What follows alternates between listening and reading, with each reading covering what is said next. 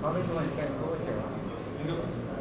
शुरू करें सर कल अमित शाह यहाँ पर आए थे, निर्मल में आए थे और उन्होंने सीधे सीधे ये कहा है कि बीजेपी जो है मजलिस पार्टी से बिल्कुल नहीं डरती, खास करके तेलंगाना में। अब सीधा क्या आप समझते हैं कि और भी कुछ और एक पार्टी के लीडर ने कहा ना, 2023 में सरकार बनाएगी और एक पार्टी लीडर ने कहा ना कि हम वो भी कुछ केटीआर भी कह रहे थे कि हम एमआईएम से नहीं डरते। और अच्छा, एक और पार्टी ने कहा, पुरानी पार्टी, हाँ, तीनों ने मिलके, देखिए टीआरएस, कांग्रेस, बीजेपी सब मिलके लैला की वाहवाह कर रहे हैं और सबकी ज़बान पे से ओवैसी एमआईएम है।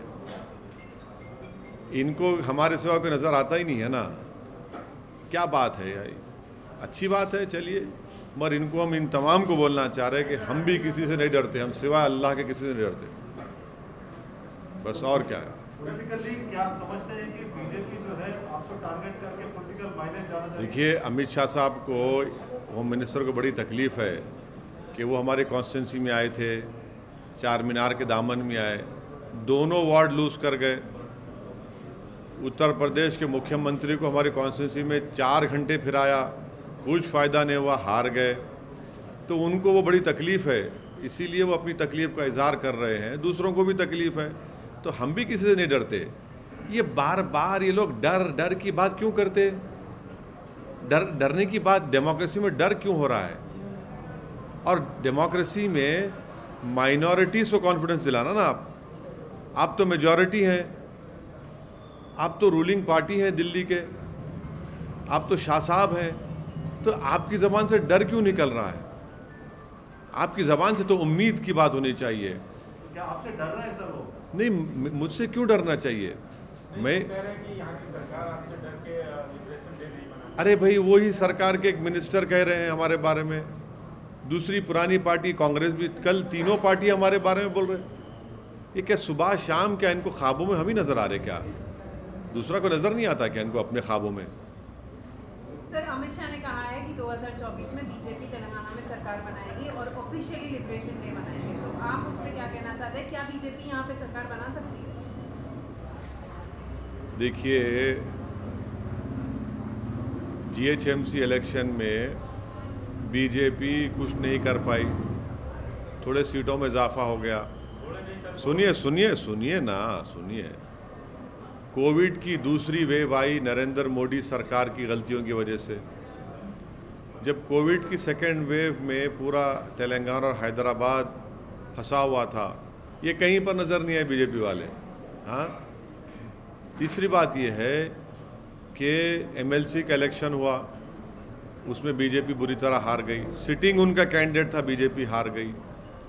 फिर एक असेंबली इलेक्शन हुआ, नागार्जुना सागर में डिपॉजिट चली गई। अब ये कौन सी दुनिया की बात कर रहे हैं? लड़िए, इलेक्शन लड़ना आपका डेमोक्रेटिक राइट है, हर पार्टी को लड़ना चाहिए और जनता जवाब देगी, तेलंगाना की आवाम जवाब देगी इंशाअल्लाह ताला उसको। देखिए जीएचएमसी में ये बीजेपी की विक्ट्री, एक पायरिक विक्ट्री बोलते हैं अंग्रेजी में उसको, पायरिक विक्ट्री वो थी वो।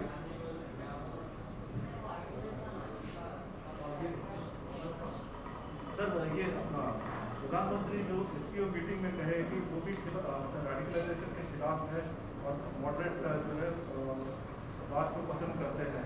देखिए, हमारा मानना ये है कि रेडिकलाइजेशन जहाँ कहीं भी होता है, जिस किसी समाज में होता है, वो उस मुल्क, उस कंट्री, उस देश के लिए, रूल ऑफ लॉ के लिए ख़तरा है।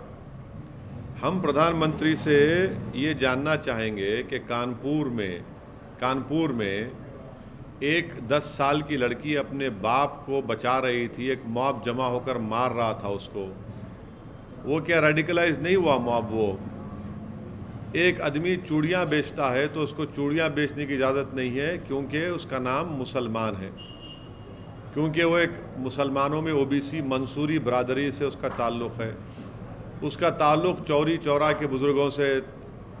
और फिर तीसरा ये है कि जो जितने मॉब लिंचिंग के वाक़यात हो रहे हैं, वो जो लोग नारे लगा रहे हैं जंतर मंतर पर, वो भी तो रेडिकलाइज हो चुके हैं। तो हम प्रधानमंत्री को कह रहे हैं कि यकीनन रेडिकलाइजेशन किसी भी देश के लिए, रूल ऑफ लॉ के लिए थ्रेट है, और प्रधानमंत्री को ये रेडिकलाइजेशन की जो मिसालें मैं पेश किया हूँ उस पर भी प्रधानमंत्री को उस पर कंडेम करना चाहिए, उसकी मजम्मत करना चाहिए। और प्रधानमंत्री को ये भी बोलना चाहिए कि एक स्टेट का मुख्यमंत्री अब्बा जान कहता है, वो क्या प्रधानमंत्री उससे मुत्तफिक हैं, उनकी उस भाषा से? और क्या ये जो अपने आप को सेकुलर कहते हैं वो चचा जान बोलता है, तो क्या वो भी उससे मुत्तफिक हैं?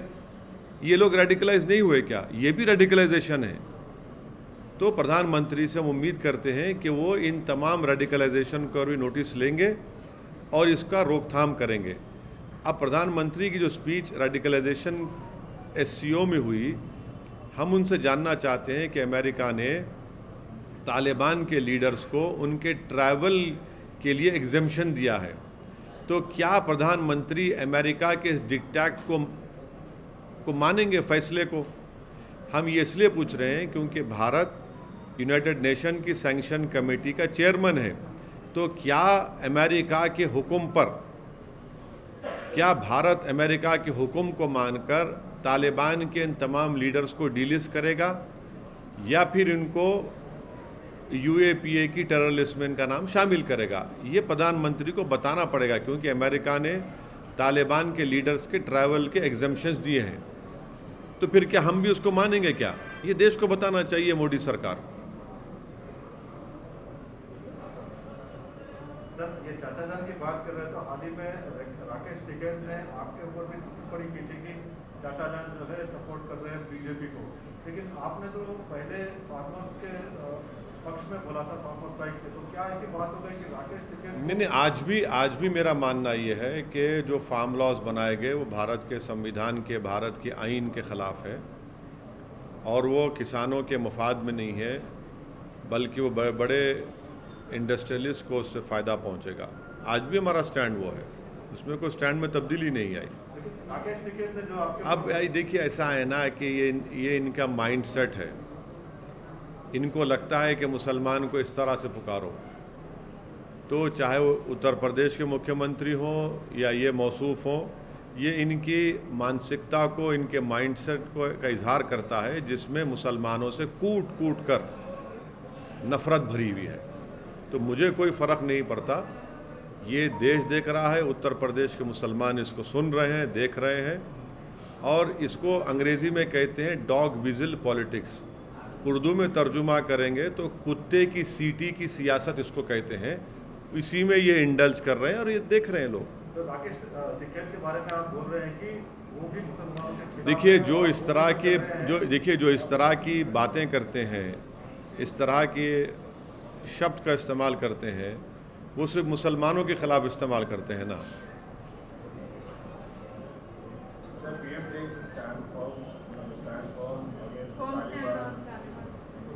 You see, after the Prime Minister's speech of yesterday, I had tweeted that any radicalization in any country is a threat to rule of law. I hope that the Prime Minister also takes notice of these people who mob lynch people in the name of cow or in the name of religion. I hope that the Prime Minister is informed about what happened in Kanpur when a 10-year-old Muslim girl was trying to save her father from a mob which was beating her father just because he happened to be a Muslim. I hope that the Prime Minister has taken notice of what has happened in the capital of our country at Jantar Mantar, wherein a mob assembled and raised slogans about annihilation of the Muslims. This is also radicalization. The Prime Minister, I'm sure, would disagree or agree, I don't know, when the Chief Minister of the biggest state of our country says Abba Jan. That also has to be taken note of. So radicalization is happening, and the Prime Minister should take note of who has radicalized these people, who are calling Nathuram Godse a savior. That is also radicalization. And also I want to know from the government of India, headed by our Prime Minister Shri Narendra Modi, that now the United States of America has given exemption to Taliban leaders for their travel. It has given further exemption. Will Narendra Modi's government follow the diktat of the US government in allowing exemption that has been given to Taliban? Because the Prime Minister has rightly said that the Taliban is radicalizing. Now, as the chairman of the UN Sanction Committee, will India delist Taliban, or will continue with that listing of them as terrorists? And if that is the case, then the government should ask that Taliban should be put in the terrorist list under Unlawful Activities Prevention Act.